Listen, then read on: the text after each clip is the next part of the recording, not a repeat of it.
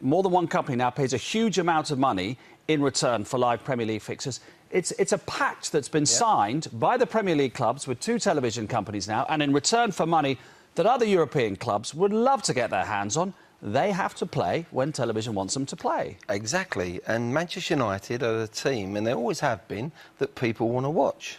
The viewing figures are bigger when Man United play. So the TV, when Mourinho went to United, surely he understood that. Yeah, they're the biggest club in the country. And that money then goes on to getting you the depth of squad. You can buy a player for nearly £90 million, and you can get your squad. He's got the best squad in the country that's deep. I'm not saying they're the best 11, but I think you can change any player for United, and you're not really going too low in the levels of your performance. So for me, I'm surprised. I'm not surprised he's come out and said that. They were awful tonight. They got over the line with a 1-0 win. They were dreadful tonight. They really were. A better team playing like that, they would have been in trouble. So we haven't played well, but we're in the next round. That's a good sign. That's a positive for the manager. But to come out with the excuse, you could have had that interview before the game. If you said we're going to win 1-0 and you're going to not play so well today, he'd have had that interview. It'd been the same one. I mean, he's been at Real Madrid, he's been at Inter Milan, where they do move matches to help those clubs in European competitions. But to go back to our original point, they don't have the huge domestic TV deals that we have. I've never heard so much rubbish in my life. Why do we have to listen to that garbage? It's just utter nonsense what he's talking about.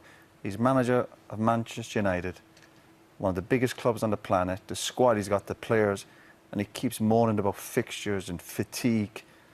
We were just looking at some of the cup draws they've had. They've had an easy ride in the cup. Some good draws, a lot of home draws. And the guy's talking absolute nonsense.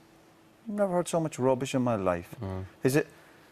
Maybe the club's too big for him. He can't deal with all these demands of the matches. What matches? Cup competitions. They played Man United reserves could have won that game tonight. Nah, I'm sick to death of him. Do you think it rubs off on the players? I mean, he looked a bit anxious and a bit irritated tonight. Does it rub off on the players when a manager behaves like that? If his moves like that all the time, they'll pick up on that around the training ground. After the Chelsea game the other night, he deflected away from the performance. He kept talking about the travel arrangements, the sending offs. I think if you... I think... Can I ask you one question? Where did Man United go pre-season?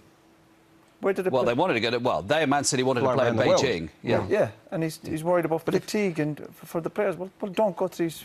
If a manager goes out of his way to put excuses there, you're giving the players an excuse. Yeah.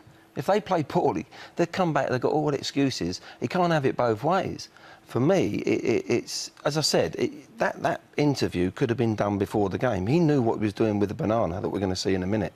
Because it was helping to make his point after the game. So he's making the point with the banana, getting the banana onto the pitch is making the point. We're talking about bananas, we're talking about... I'd say we were poor today, but you know what? Good sign if you're poor and you win the game. But he's talking about the player collapsing. That was easier than a training session. A good tough training session, have 11v11 on the training pitch. That was easier than that, and he's talking about players collapsing. Yeah. Oh, what rubbish. Have you ever wanted to eat during a game? Have you ever seen anybody eat during a match? Not half-time jelly babies and all that. I've seen players get maybe some Jaffa cakes passed onto the pitch. So I wasn't shocked or surprised that a player was looking for some sort of food, but I think they made it a bigger drama than what it was. He's got other staff. One of the fitness coaches could have come with that. The medical staff. He's passing on to Ashley Young. He's passing it on. I think that was all staged, without a shadow of a doubt. And the goal, they got, you know, while they didn't score, there was always just a chance, not much of one, let's be honest, because Rostov hardly got in their half, that the Russians